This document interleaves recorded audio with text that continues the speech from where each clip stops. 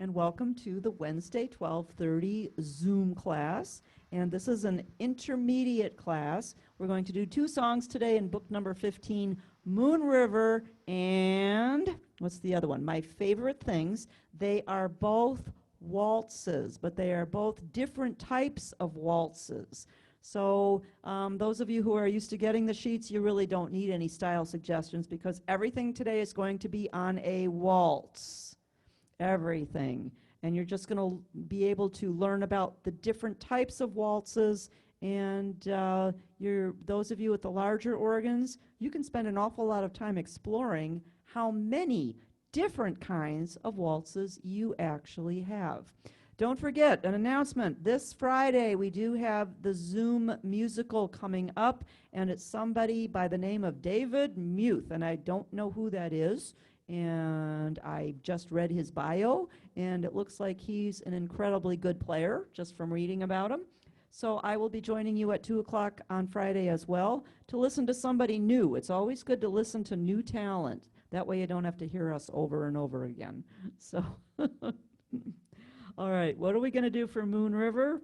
Moon River is a song composed by Henry Mancini with lyrics by Johnny Mercer. Originally, it was performed by Audrey Hepburn in the 1961 movie Breakfast at Tiffany's. And yes, it won the Academy Award for Best Original Song. Also won in 1962 the Grammy Awards for Record of the Year and Song of the Year. Wow, I wonder what it would be like to write a song and win all those cool awards. That would be great. Now, there is a story behind Audrey Hepburn singing this song. She supposedly was sitting in a windowsill for the movie and strumming a guitar and singing the song, and the original lyrics went something like this. Because her name, now you have to remember, her name was Holly Golightly. That was her name. And so she sang these lyrics that were originally written.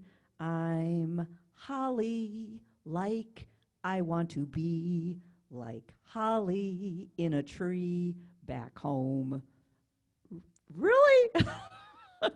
And the producers of the movie decided they were going to totally cut the song. It just didn't work. So they had to rework the lyrics to make it fit better for the movie. And so that's when the Moon River lyrics came into play.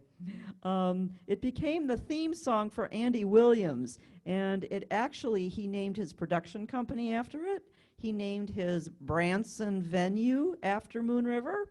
And then there were a lot of other people that decided to do Moon River because it's a classic. Other people that did it, Barry Manilow, Amy Winehouse, who's really, I had never listened to her music before, but she was an amazing singer. And it's always so sad when we lose talent in the world. And that's actually been a couple years already. But sorry that I didn't find out about her when she was still alive. An amazing jazz singer. Wow. Frank Sinatra, Judy Garland, Sarah Vaughan, Louis Armstrong. So those of you who would like to play Moon River with a trumpet, please feel free to do so. Sarah Brightman. Now here's one that kind of got my eye. Chevy Chase. Chevy Chase. You remember him from Saturday Night Live. You remember him from the Vacation movies. And he's been in some, I believe he was in the Fletch movies as well. He's an incredibly funny guy. But I can't imagine him singing Moon River. I really can't. And I didn't take the time to look him up on YouTube and see what it actually sounded like. But he's the guy that would step into the newsroom on Saturday Night Live and say, I'm Chevy Chase, and you're not. And that's dating me, I know. Another one who did this song is Rod Stewart. And he did this one on his, I think on his classics. On his classics. He did a 1940s. Even though this is a 1961 song, he actually did some classic songs. And his raspy voice just proves that he can do it with anything. So lots of different choices to listen to Moon River. Extra chords, there are a few, not too many. It already is changing chords, almost one per measure. As a matter of fact, we're even going to put in at the bottom of the page 2 chords in a measure. Wow, so you got to watch when you have a 3-beat measure. All right, let's get started. The C chord is good for 1 measure. The second measure over the D quarter note for river, put in an A minor, alligator minor. Your notes are C and A. The F chord is good for 1 measure. Make that C chord at the end of the line a C major 7. Major 7, not a regular 7, but an MAJ 7. And that's 2-fingered chord, C and B, chickens and butterflies. And at this stage of the game, I'd like to see you play it the wide way, C on the bottom, B on top, but if you cheat and go B and C, I will not look. Yeah. So the second line, the F chord is good for 1 measure. Make the C a C major 7. C and B, chickens and butterflies. The next measure, I'm going to give you a choice. You may play that E7 for 2 measures, or you may substitute a really nice 4-fingered chord called B minor 7 flat the 5th. Oh my. Yeah, it's a 4-fingered chord. If you don't feel like playing it, don't worry about it, but here are your notes. B, D, F, A, butterflies, dragonflies, fish, and alligators. And what was that called again? A B minor 7, flat 5. Just do a little flat sign and then write 5. Thanks. Play them in that order? No, it can actually be in any order.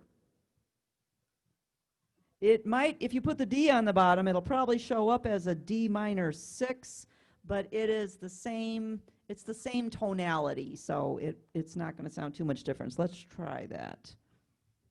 All right. I like it down here because it's easy to play. Let's try it in, yeah, it is a little different. If you play it with the D on top or the B on bottom is the best. If you play it with the D on the bottom and it's a D minor 6, it does actually sound different. So you might want to avoid that inversion. And again, use your ear as the final judge for that. And then if you play that chord, if you play the B minor 7 flat 5, then the last measure of line 2, over that whited in half note, now put your E or E7 back in.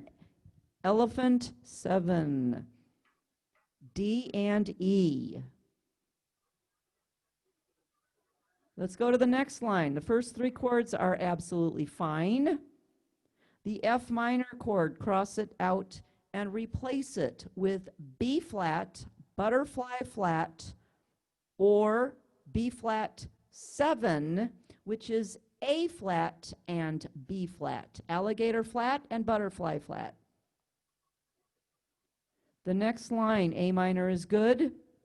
Cross out the B chord in measure 2 and replace it with A minor, C and A, for 1 beat. So you got to watch that. Over the B quarter note, beat 2. Now put your B or B7 back in, and B7 is A and B. The E minor is good for 1 note. Over the A, beat 2, put in A or A7. Cross out the G chord in the last measure on that page. Replace it with D minor, dragonfly minor, D and F for 1 beat. And then beat 2, put in a G7.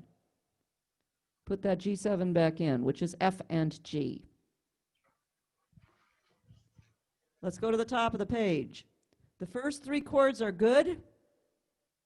The last chord on that line is a C. Make it a C major 7, capital M-A-J 7. And your two notes are C and B. Chickens and butterflies. Second line, the F chord is good for one measure. Make that C in measure 2 a C major 7, C and B. Basically, this is just a repeat of what you did on the first page. Cross out the E7. Now, if you want to play E7, if your ear likes it, play it for 2 measures. Otherwise, replace it with B minor 7 flat 5. B, D, F, A. And then, if you play that silly chord, which actually sounds gorgeous, then over that whited in half note in the last measure, now put your E or E7 back in. Next line, no changes. Next line, no changes. And the last line, no changes. So your hard chord there is the B minor 7 flat 5, and you don't have to use it. So if you're going to try one new chord, I would try that C major 7 and see what you think. Major 7s are easy. The mathematical formula is the letter minus 1. It's right next door, the note right next door. And they are jazz chords, and they really sound nice. So if you're going to learn one new chord, make it that C major 7. I think you'll enjoy that. There's no roadmap. Do the C, should you do the C being with the B below it or the B high? Either way is fine. If you were in a beginner class, of course, I wouldn't be giving you C major 7 if you were in a beginning class. I would say you must keep your pinky on the C and reach up to the B. But at this stage of the game, if it's easier for you to go backwards, your hand should be pretty familiar with this position right here. So if you go backwards, you'll be able to find that position real quickly again. You should be getting very comfortable with those chords. All right, let's do some fingering. G1, D5, C4, B3, A2, G1, F2 with a circle, you're crossing it over, G3, C1, second line, B5, A4, G3, F2, G3, low C1, D2, E3, third line C1, G5, E3, D2, C1, G5, E3, D2, the last line is C1, E2, G3, C5, B4, A3, B4, A3, G2, and A3. This is not a super difficult song, but it's a very pretty song, so it's a good one to learn.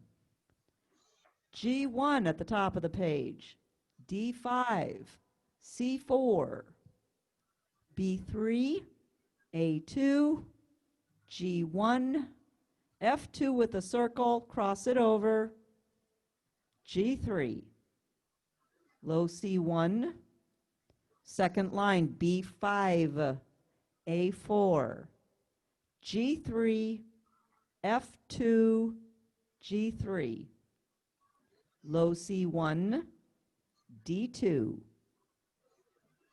E3, third line C1, E can either be 2 or 3, whichever finger gets there first. G is a 1. Circle it. You're tucking it under. C4, D5, C4, G1.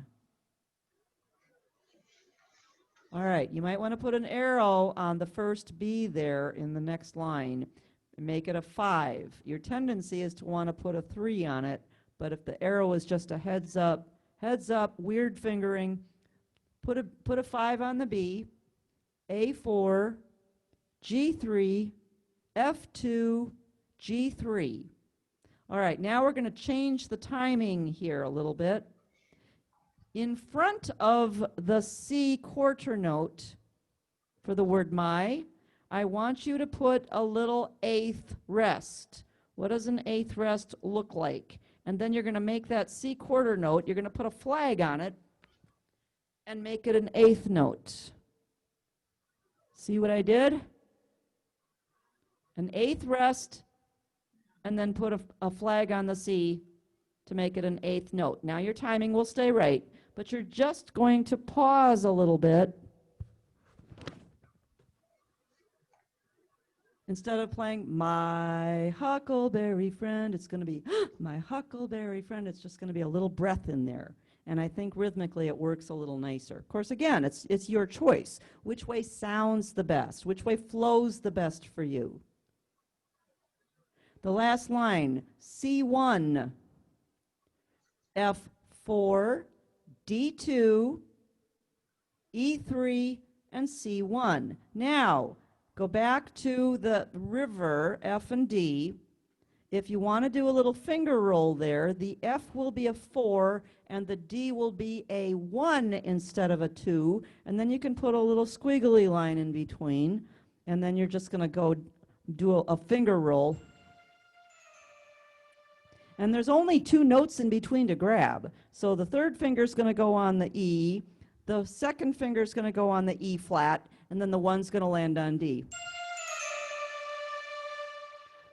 And you'll find out that when I play, I do a lot of little finger rolls. It's just fun to do, and it just gives it a little bit of spice. Okay, I'm lost. Uh-oh, I went back to the word river on the last line. Moon, river, and me. Okay. Okay, so instead of the 4-2, which you could just play like this, or you could do a 4 down to a 1 and do a little finger roll there. You'll hear Okay. it when I play it. So I missed the 1, 2, 3, 4 on the 4th line Uh-huh. after the measure 3. Okay. We went F, and then is C a 1? The C is a 1, Okay. and then I missed the B5, F. Okay. A4, G3, F2, G3. Okay. Thanks. I maybe missed that when I showed you the 8th note and the 8th rest. Yeah, I missed that too, Ramon.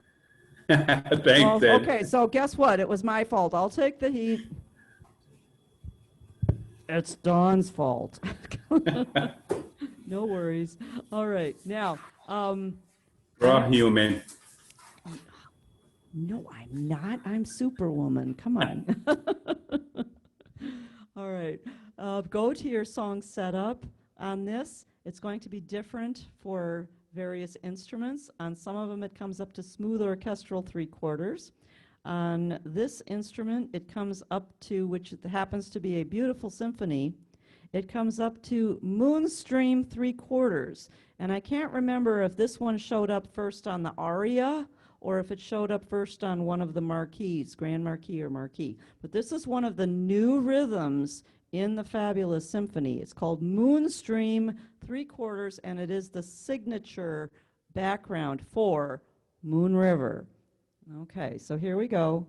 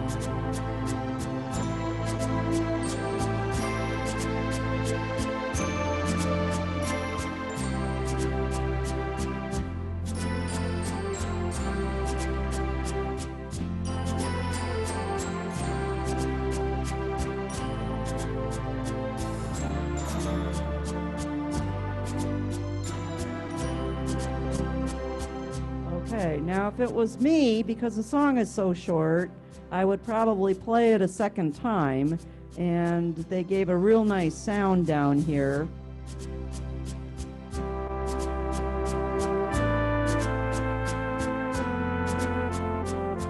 I won't play the whole thing, but that's a trumpet trombone combination, and a lot of presets do come up with that. It's beautiful. If you wanted to change sounds in the middle of the song, you would do that at the bottom of the page, between the bottom of the page and the top of page 2. And if you really wanted to extend that measure to 2 or 3 measures, you absolutely could do that, because it seems like you're almost rushing to get into that next verse for 2 drifters. So if you wanted to just put a nice little fill in at the bottom of the first page and extend it a measure or 2, or one of these with the virtuoso, go ahead and extend a couple of measures there and just fill in, and then it'll also give you time to get your hand in position to play the new sound. And sometimes you don't like the sound, so you want to poke a different preset. That's totally up to you. Let's do a review on song setups going to presets. Okay, when you go to song setup, and this just always bears repeating, because I forget sometimes too. When you go to your keypad, you go to the letters. I'm going to go to the M's. I'm going to go to song setup. It brings it up to Moon River. I touch it, and it sets me up with this gorgeous strings and bells on top. It sets me up with the trumpet trombone on the bottom, and it set me up with the first introduction. So it's always going to give you something specific for that song. It may or may not be the same thing that the rhythm preset would have given you. This one probably is the same because it is the signature background, but your rhythm preset is not lit up. 50% of the time when you go to one of your song setups, your rhythm preset is going to be something completely different from what song setup gives you. And if you are thinking, I really don't like that sound, and I want to go to something here, if you forget to turn on your rhythm preset, you are going to end up with a general preset. And those don't always sound that good. 5 is always your chimes. That's not going to work on Moon River. 2 is always a pipe organ. That's not going to work on Moon River either. So if you're getting away from, if you don't like strings and bells and trumpet, trombone, or whatever the song setup gives you, the first thing you want to do is turn on a rhythm preset. Turn on the rhythm preset. This is the same for every single organ out there. Or style setup if you have one of those organs. When you go to song setup, style setup, or rhythm preset does not come on. Just remember that, so that when you do decide to expand and go to other sounds, make sure you touch rhythm preset. Either vintage or normal, depending on which organ you have, or the normal, or just the style setup. Because now that's going to change all 10 or all 5 or all 8, depending on the size of your instrument. Those sounds are now perfect, not for the song necessarily, but for the background that was chosen. So that's the difference between song setup and rhythm preset setups. Okay? Any questions about that? I know we review that a lot, but sometimes it's worth saying again. All right. So now I'm going to play it on smooth orchestral 3/4, which is another very nice waltz. Now, waltz is a waltz is a waltz.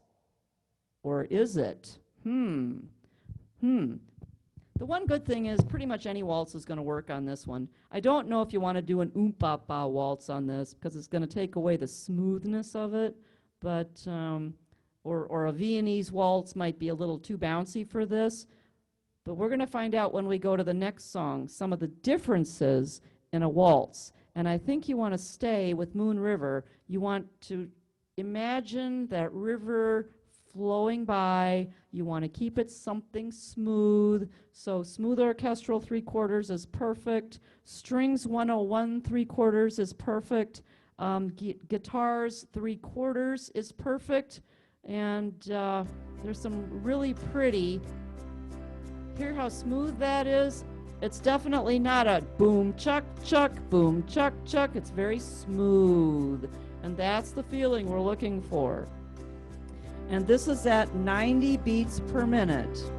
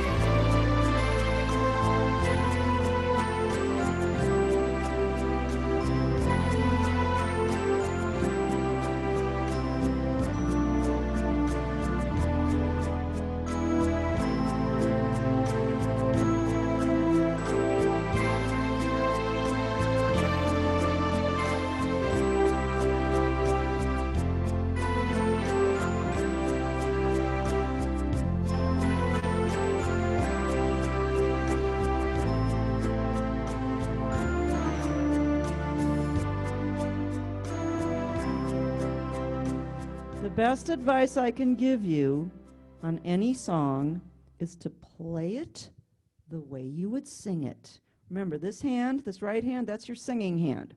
So if you're imagining how you would sing it, if you were going to take a breath, you might want to lift your finger and just give it a little puff of air in between as if you were taking a breath singing it. Now that's especially true. You don't have to worry so much about it when it's on these orchestrals because there's enough pieces in the orchestra that can smoothly go through everything. But when you've got a solo horn player or a solo clarinetist or a saxophone player, you want to make sure that you lift your finger sometimes and give it a puff of air. Now don't do it in the middle of a sentence.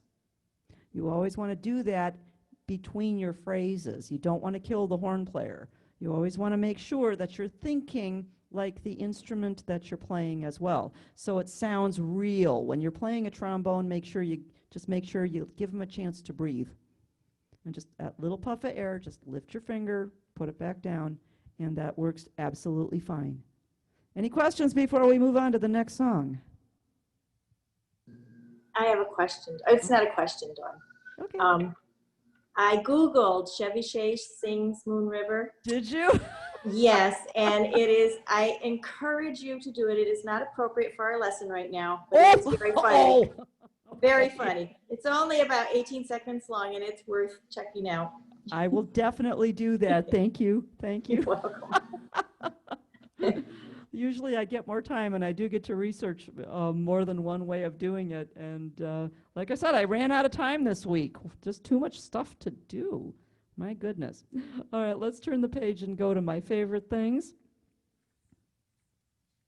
It's another waltz, but it's a completely different style of waltz. This is a show tune from the 1959 Rodgers and Hammerstein musical, The Sound of Music. Originally on Broadway, it was done by Mary Martin, and in the 1965 film, of course, it was Julie Andrews, and we're very familiar with both of those. And it's number 64 on the American film industry's 100 Years of 100 Songs. So yeah, that's saying a lot for a song. Other notable recordings. John Coltrane. Now, if you don't recognize it, it's because he's a jazz musician. He's a jazz musician. And this became a jazz classic due to him making arrangements for my favorite things.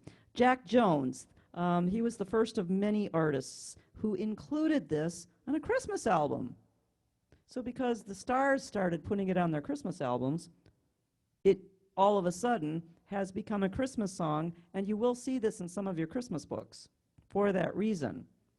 And it never once mentions anything about snow or jingle bells or Christmas or anything.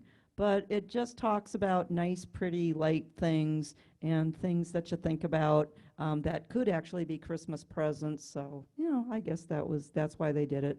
Also, Herb Alpert and the Tijuana Brass did this. So, if that gives you an idea. Now, you don't want to play my favorite thing slow and on a slow waltz. It's just not going to work. You want to put this on, again, try your song setup and see what brings up. On this organ, it brings up modern jazz waltz at 158 miles an hour. No, beats per minute, but it seems like it's going that fast. That's okay because this song moves. You need the bounce. You need the movement. Wonderful waltz, not Wonderful World. Wonderful World is 4/4 time. We're actually at 6/8 time. But you don't want Wonderful World. You want Wonderful Waltz. Now, those of you that don't have Wonderful Waltz, see me after class. Shoot me an email and I'll tell you how you can get one. It was actually the signature song for It's the Most Wonderful Time of the Year. So it's kind of a Christmassy background. A jazz waltz will work beautifully on this. And this one, you might want to try Viennese waltz and see what it does. It actually bounces it nicely. Those of you who don't have any of those, you can put it on an easy waltz, just a waltz full band, and it will sound. It's not going to sound the same, but because it's a nice waltz, it will be fine. I promise you, okay? But those of you that have the jazz waltzes and the wonderful waltzes and the modern jazz waltz, use them. This is a perfect song. And what's the difference in listening to it? Well, this is what a modern jazz waltz is going to sound like.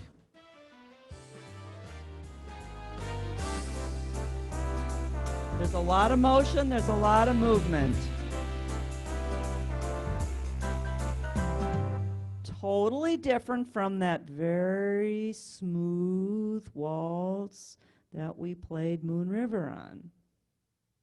I get a kick out of people who say, it's a slow song, so I have to use a waltz, right? No, a waltz means that it counts to 3. A waltz is a 3/4 time song where you have 3 beats to a measure. I just find that very, very funny. But let's do some extra chords. The first line is all on A minor, no changes. Wow. The second line, make that F, an F major 7. F major 7. Your 2 notes are E and F. Those are jazz chords. They're fabulous. The next line, third measure, make the C a C major 7, which is C and B. And yes, if you want to put the B on the bottom, go ahead. I see nothing. Make the F in line 3 an F major 7. F major 7 is E and F.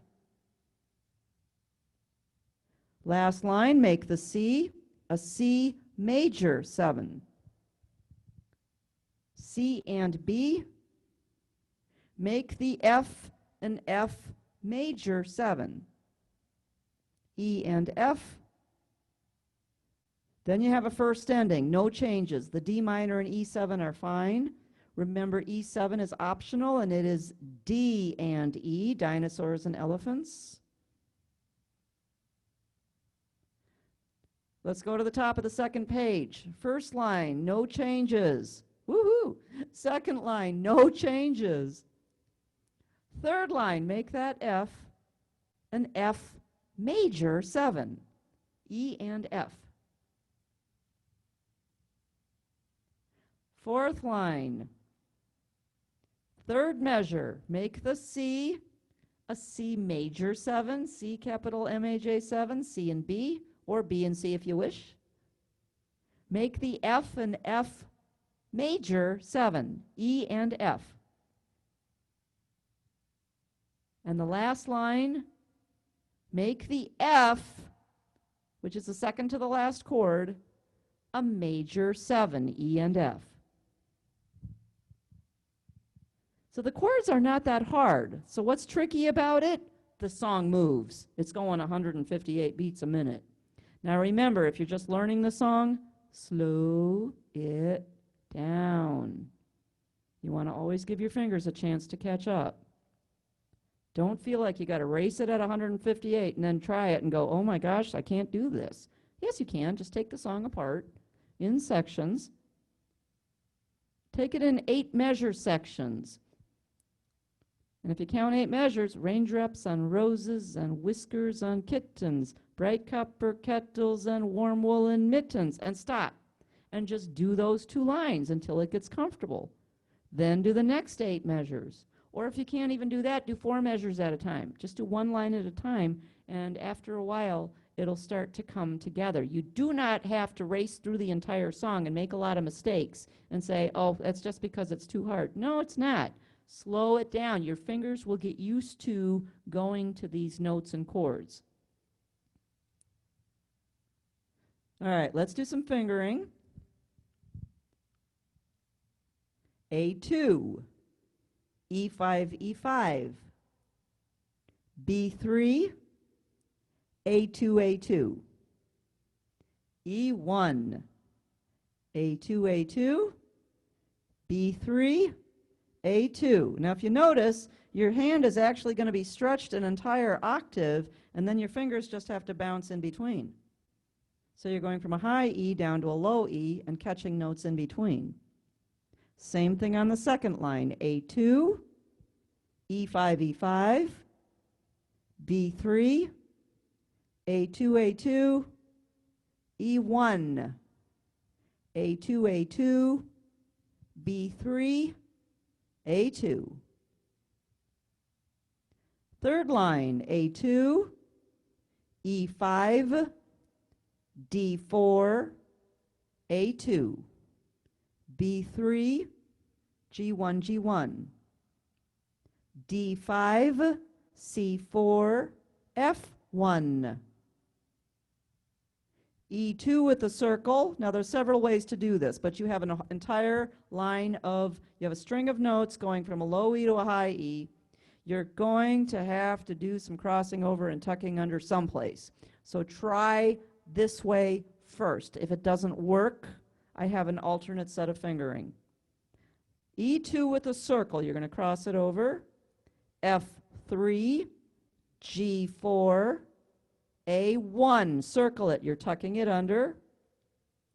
B2, C3, D4, E5, D4, G sharp can either be 2 or 1. And yes, it is okay to put a 1 on a black key with the right hand, only if you have to reach for it or if there's absolutely no other way to put it. But try very hard to use these 4 fingers on the black keys and keep that one on the white keys, and your fingers will thank you. But here, it's a reach, so no worries. If the 1 falls there, you're good. Let's go to the top of the page, second ending. D1, circle it. Now you're going to have to make sure that you can catch that, because when you're coming off of a 3 from before the first ending, you're immediately going to a thumb tuck at the top of the page. And for your eyes to catch it moving that fast, you almost have to memorize that that's what's coming up. Otherwise, your fingers will keep going 4 or 5, and then you run out of fingers. So D1 with a circle, D sharp 2, E3, F4. Check mark. Now you're going to lift your hand and move it. E5, E5, E5. A can be 1 or 2, whichever one gets there first. Next line, D5, D5, D5. G sharp can be 1 or 2, whichever one gets there first. C5, C5, C5. E1, and the next line A3. After that held A, put a check mark. You're just going to lift your hand. Now the A quarter note for the word I, make it a 2. A2, A2, B3, A2, B3, A2, and B3. Next line, C4, D5, C4, D5. Check mark. C2, E4, F5, E4, F5, E4, C1, and do a little finger roll from the E flat to the D down to the C1. I do those a lot, and they're just so easy and they're so much fun to do.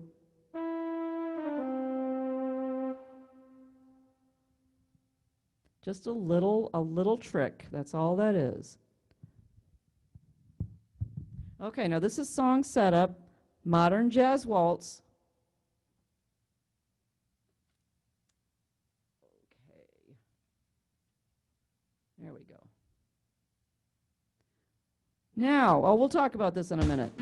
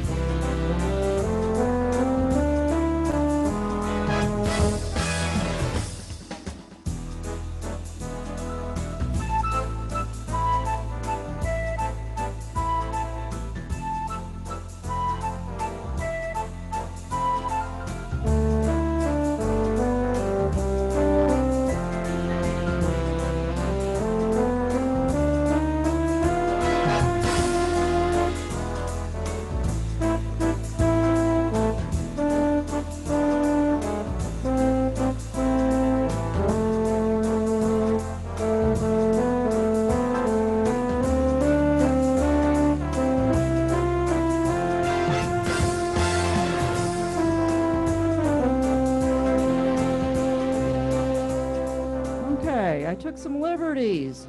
I took some liberties the same way that I told you you could do it in Moon River. At the end of the first ending, instead of going immediately back to the beginning, I gave it a couple measures just so I could use the fill-in, because the fill-in is fabulous. And I wanted to hear the rest of the fill-in. And it took a measure or two. So that's a liberty you are definitely allowed to take. If you want to go right on, you could. You could go straight from here to here. Or let that fill in for you. Give it a couple measures. It's your song. Do the same thing when you get to the end. And then I don't feel, if you want to give it a measure or two more, do it. That's your song. Absolutely your song. So you can do what you want. Now, one thing I did want you to also notice is my finger style.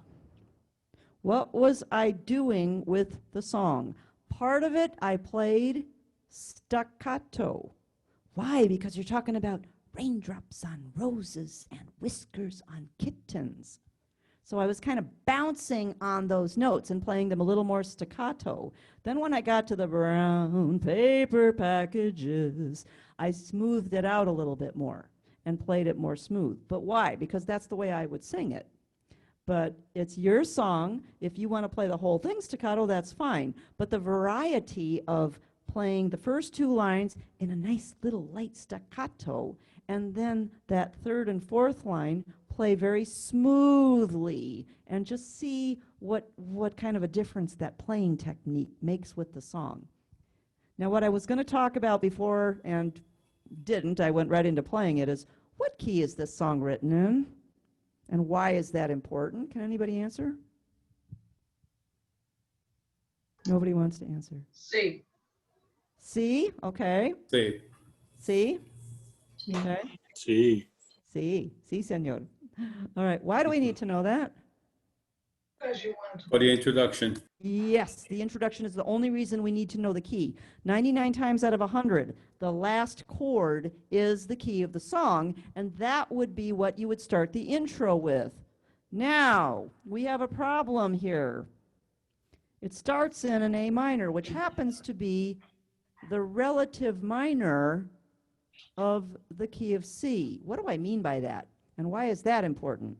Relative majors and minors. See, sometimes a song will start out with that somber feeling of a minor, and then it will end on the relative major, so it's a little more uplifting. That's a very common songwriting technique. Well, what's the difference? Well, here's a C scale, and I told you, you don't have to learn scales. I'm just going to explain the theory to you so you can understand it. A C scale is, let's give me some volume here. It's the do, re, mi scale starting on C, and it's all the white keys. It's the only major scale that is on all the white keys. Okay, the A minor scale, and guess how you play A minor? C and A, so that C kind of gives you a clue. The A minor scale is the only minor scale that's on all the white keys. So it shares the same scale with starting on a different note. If I start on A, it sounds like this. Sounded totally different, didn't it? So that's why they're called relatives, because it's sharing the same scale, just starting on a different key. A minor is C and A, or A and C, depending on how you look at it. And so it's that second note in that minor chord gives you a clue as to what the relative major is. Now, why do you need to know that? Because sometimes when you're starting the song in a minor key, that's the atmosphere or the mood that you're trying to depict. So sometimes you want to start the song with the relative minor to give it that mood. Now, the cool thing is you get to choose. And again, it's your ear that is going to determine which one works the best. I actually started it with A minor on this particular background. And different intros and endings, different intros for different backgrounds are going to be different. If I go to, I believe it's Jazz Waltz. Let me go to Jazz Waltz. All right, let me up the tempo here. And let's try the introduction in the key of C.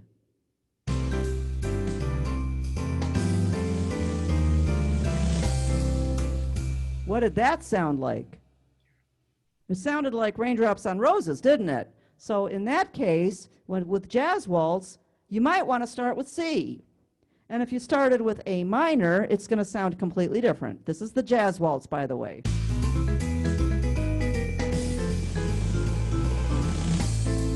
Wow.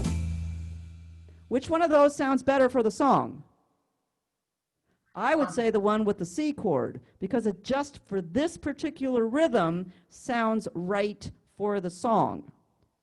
Okay? So if I was playing it on Jazz Waltz, I would play it with a C chord to start.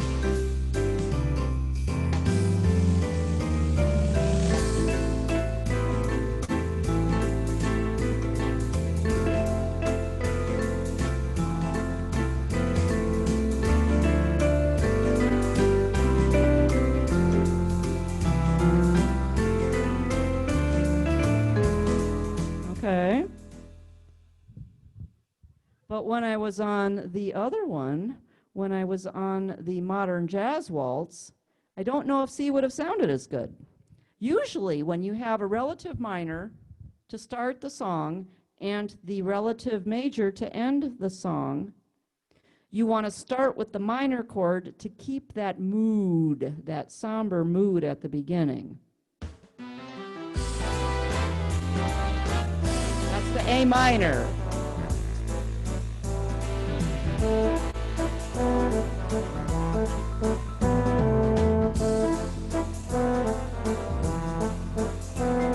Smooth.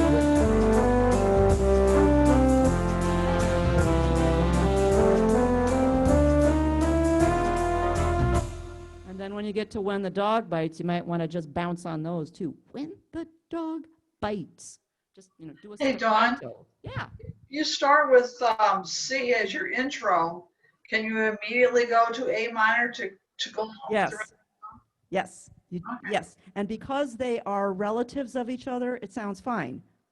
I just went immediately, I just played C for the intro for the jazz waltz, and then went immediately into that A minor. I did not have to introduce the A minor because they're relatives. They're in the same scale, so they're going to sound fine.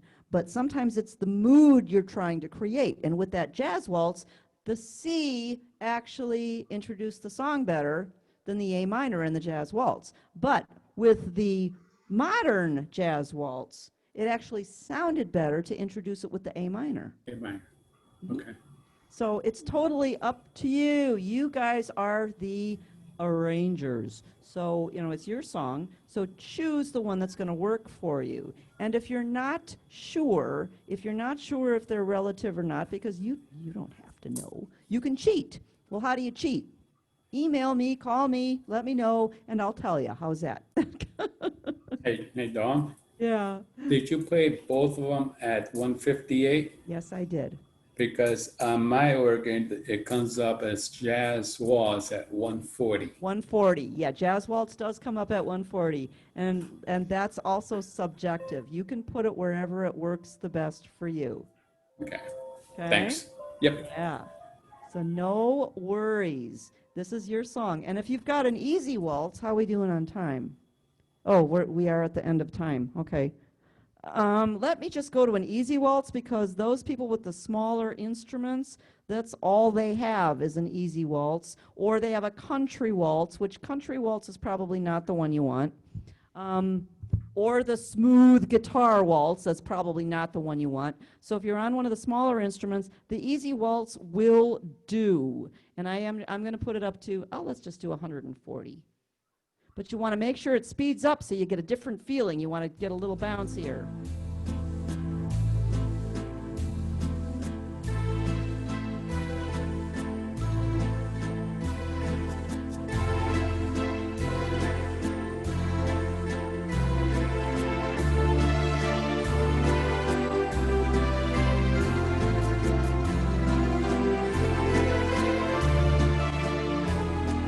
So it will work, but it wasn't the same feel, was it? So go to your different waltzes and try them. Try them, because a waltz is not just a waltz. So choose some and see what you think. There's waltzes for pretty much every occasion out there. And those of you with the big instruments, you'll be sitting there for a while trying them. But these two songs are actually very nice to try them on because they're so different. They're both waltzes, but they're completely different styles. So hopefully you enjoyed the lesson today. The songs themselves are not that difficult. Hopefully you got a little bit out of it and you can explore your instrument. Next week, My Funny Valentine. Let's see if we're going to do 2. Yeah, we can do 2 because Oh, What a Beautiful Morning. We have had that. Those of you that started with me back in book 2, book 3, and in one of the Lowry songbooks. So we'll do My Funny Valentine, and we will do Oh, What a Beautiful Morning for next week. If you have any questions about what we did today, you can even email me. No problems. Email me. I love answering the emails. I love answering phone calls. Or go to YouTube because it will be on YouTube, and then you can just zip through the parts that you don't like. And yes, I'm going to take your advice, and I am going to go listen to Chevy Chase singing Moon River, or whichever one he sings. Yeah, that's the one he did. Okay. You guys are the bestest. Any comments, any questions? Thanks, Don. You guys are welcome. Thank you. My pleasure today and every day. All right. We'll see you next week. We'll see you on 2 o'clock on Friday for a concert. Then we'll see you at 3 o'clock on Monday for a concert. Again, John Riley's going to host that one. You watch your emails because you will get the links. And Mona, are you still on? Or did you leave us already? I don't know. Mona. I don't see her. Nope, I think she left already. Yep, she's a busy girl. All right. Thank you, Dawn. Thank you. Thank you. Bye. Love you guys. Uh, Bye.